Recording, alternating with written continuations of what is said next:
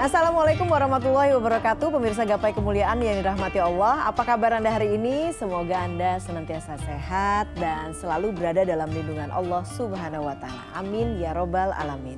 Alhamdulillah, senang sekali hari ini saya Eva Yunizar kembali hadir menjumpai Anda dalam program kesayangan kita, Gapai Kemuliaan. Selama 30 menit ke depan insya Allah kita akan membahas masalah seputar fikih, adab dan juga tauhid dalam kehidupan sehari-hari. Yang tidak jarang masih banyak dari kita yang salah dalam memahami dan bahkan mempraktekannya. Dan seperti biasa saya tidak sendiri, hari ini sudah hadir bersama saya di studio.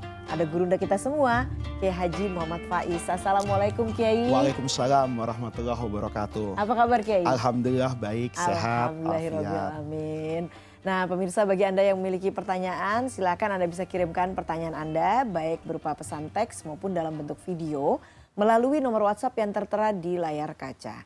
Nah Anda juga berkesempatan untuk bertanya langsung kepada Kiai melalui sambungan Zoom yang nanti secara teknis akan ditentukan oleh tim Gapai Kemuliaan. Baiklah, bahasan pertama kita kali ini adalah terkait pemilu. Nah ini umat Islam harus bagaimana? Nah Kiai, di tahun politik 2024 ini kita tidak bisa lepas dari hajatan pemilu lah Kiai ya. Nah ini bagaimana umat muslim harus menyikapi hajatan besar ini? Bagaimana kemudian kita bisa menggunakan hak suara atau menggunakan hak politik kita tapi kemudian tidak dimanfaatkan hanya untuk kepentingan para politisi tertentu saja begitu Kiai. Iya. Jadi yang pertama harus kita ingat bahwa sistem demokrasi yang kita anut itu sejatinya bertujuan untuk menjaga kedamaian dan kesejahteraan negeri ini. Sistem ini tujuan mulia kan. Kayak kita misalnya Pancasila. Pancasila itu tujuannya mulia. Tujuan yang pertama ketuhanan yang Maha Esa. Yang terakhir itu adalah keadilan sosial. Jadi semua yang ada di negeri ini sebetulnya sistemnya bagus. Konsepnya bagus, tujuannya mulia. Tetapi boleh jadi ini disalahgunakan kan. Disalahgunakan bukan oleh politisi saja jangan-jangan. Rakyatnya juga kok ya banyak yang menikmati dari proses yang katakanlah dieksploitasi ya kan. Nah, itu yang harus kita jaga. Jadi ketika kita nanti dalam pesta demokrasi, dalam pemilu memberikan suara, ya itu sebetulnya bukan hanya untuk umat Islam ya, tapi semua anak bangsa, semua warga negara yang mencintai tanah air ini harus ikut berpartisipasi dan memberikan pilihan, tapi pilihan ini kan tidak bisa dipaksakan. Ini bergantung kepada subjektivitas masing-masing orang. Tetapi subjektivitas ini kan kalau untuk bicara objektif rasanya sulit ya. Subjektivitas kan selera masing-masing. Nah yang penting selera ini dibangun dari apa Mbak Eva? Selera ini harus dibangun dari kecintaan kepada Indonesia. Harus meletakkan kepentingan umum di atas kepentingan pribadi. Nah, yang seperti ini itu yang membuat nanti hasil pemilu itu menjadi baik. Jadi misalnya begini, saya mau menikah dulu, itu kan istri saya melalui screening kan. Oke. Saya berobat ke dokter, itu kan melihat-lihat dokternya, melihat-lihat rumah sakitnya. Kadang-kadang kita kita ada preferensi dari orang, dokternya bagus. Tapi maaf ya, misalnya pelayanannya nggak bagus. Pelayanannya bagus, dokternya sering telat. Maka itu tidak akan menjadi pilihan kita. Sama dengan memilih pemimpin kan. Kita harus memiliki kemampuan untuk mengetahui calon pemimpin kita. Rekam jejaknya.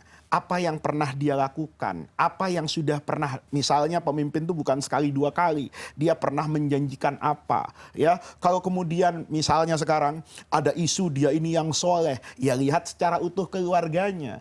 Dan yang paling penting, sering saya katakan, soleh itu dalam bahasa Arab artinya pantas. Kita jangan berpikir, wah itu gubernur soleh, kenapa? Itu kiai-kiai diumrohin. Itu bukan soleh kan? Oh ini presiden soleh, dia rajin sholat misalnya. Sebetulnya kan sholat itu menjadi kewajiban individu. Jadi presiden atau tidak presiden, sholat itu hukumnya kan wajib buat dia gitu. Nah yang ini nih harus kita pelajari betul, rekam jejaknya, semuanya. Kalau kurang puas kita bertanya, Atau kemudian mencari referensi yang bisa dipercaya.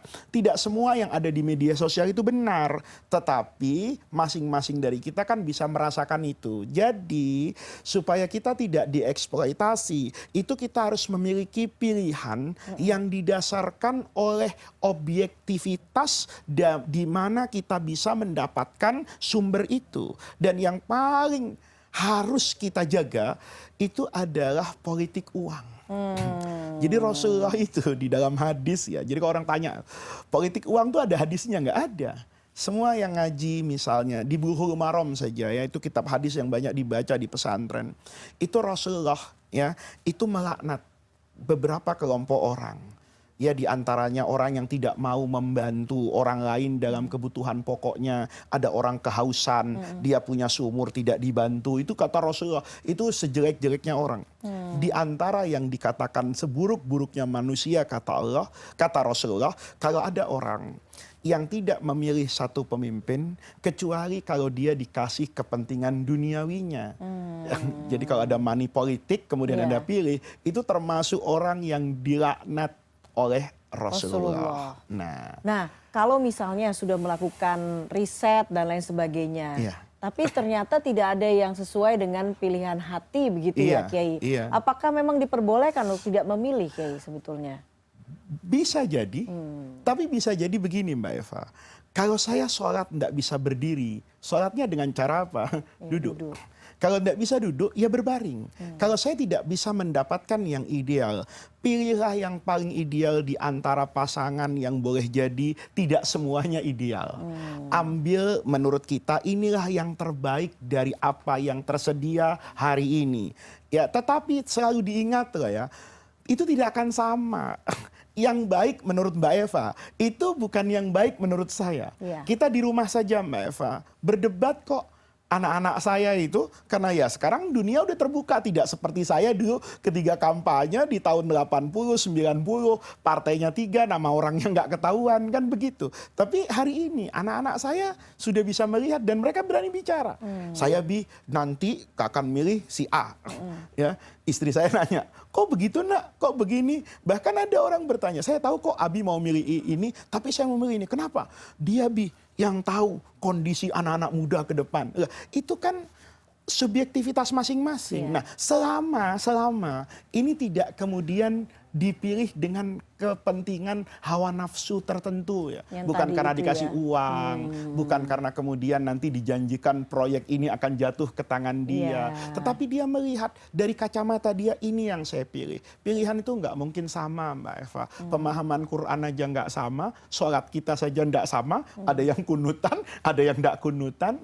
Ketika ada misalnya hari ini 01, 02, 03, pesan saya adalah anggap ini adalah orang-orang yang baik.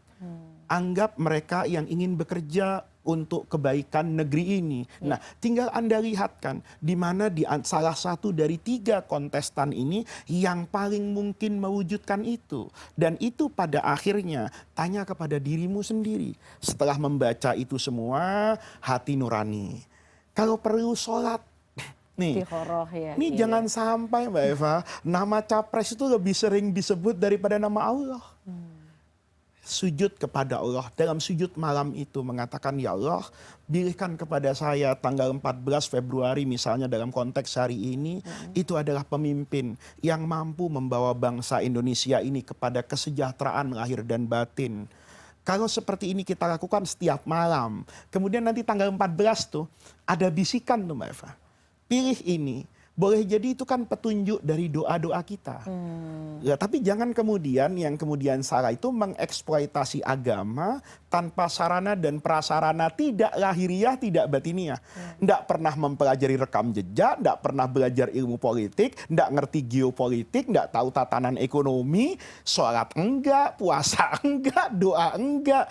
Tahu-tahu kemudian memilih ini hukumnya wajib. Ya tidak seperti itu juga gitu loh. Memilih ini hukumnya haram, tapi ajarkan. Kalau saya sering bilang Mbak Eva ya, di mana-mana masalah yang kita hadapi kan sebenarnya sama. Apa sih sebetulnya kata orang sekarang bahan makanan mahal? Rasanya dari kecil saya sering mendengar ibu saya berkata, "Oh, sekarang apa-apa mahal ya." Sampai ibu saya sekarang usianya sudah 80 tahun itu tetap saja bahas tentang itu. Saya tanya sama teman-teman saya, "Apa problem kamu?" Kata mereka, "Susahnya lapangan pekerjaan, Pak, sekarang." Lah, tapi saya juga dulu kan ingat sinetron Sidul. Itu tukang insinyur, nggak Iya, dapat iya. pekerjaan loh Mbak Eva. Iya, Itu di iya, era iya. tahun 90-an. Artinya problematika itu sama. Betul. Pemilu jujur dan curang itu kan subjektivitas masing-masing. Yang menang selalu bilang jujur, yang kalah selalu bilang curang. Curang. Masalahnya sama. Oke, kalau masalahnya sama, sekali-kali kita treatment dengan cara yang berbeda. Apa cara yang berbeda? Bersihkan hati. Tidak ada kebencian kepada 01, tidak ada kebencian kepada 02, tidak ada kebencian kepada 03. Iya. Bersihkan dulu bahwa semua orang yang tidak baik itu punya potensi menjadi orang baik, dan orang yang baik pun punya potensi untuk menjadi orang yang tidak baik. Kemudian kita berdoa dulu kepada Allah, bersihkan hati bahwa pilihan saya itu bukan karena subjektivitas kebencian, tetapi saya melihat orang ini merasa mampu. Dari mana? Saya baca rekam jejak dan doa-doa saya kepada Allah. Jadi para pemirsa, mulai sekarang itu saya sering bilang, Pilpres, Pileg itu masih 14 Februari. Tapi sholat tahajud tuh nanti malam. Bisa mulai dari sekarang. Sholat ya. duha, habis nonton Gapai Kemuliaan, itu sudah masuk waktu syuruk yang Iya. pernah kita bahas juga Iya. di sini. Iya. Ayo sujud kepada Allah, perilaku kita perbaiki, dan ingat ya, segala sesuatu itu berpasang-pasangan, Mbak Eva. Orang yang soleh dapat istri yang solihah. Istri yang solihah itu dapat suami yang soleh. Kalau rakyat ingin dapat pemimpin yang soleh, solehlah dulu dimulai dari dirimu sendiri. Masya Allah, ayolah kita sama-sama Iya. menjadi makhluk yang soleh, Iya. sehingga nanti kita akan mendapatkan pemimpin Pemimpin yang yang soleh. soleh. Baiklah Kiai, kita akan break dulu, kita akan lanjutkan sesaat lagi. Jangan kemana-mana, Gapai Kemuliaan akan segera kembali.